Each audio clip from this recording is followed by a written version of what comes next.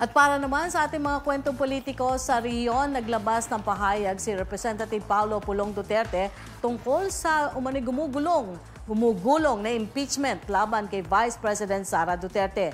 Ayon sa mambabatas, dismayado siya sa pamumulitika at desperadong hakbang upang ma-impeach si VP Sara. Sinabi pa ni Pulong sa kanyang social media na ang pagmamaniobra umano ng ilang mambabatas sa pangunguna ni Representative Garin upang kaagad na makakolekta ng pirma at maitulak ang agarang pag-aproba ng walang basihang impeachment case ay malinaw na nagpapakita umano ng political persecution.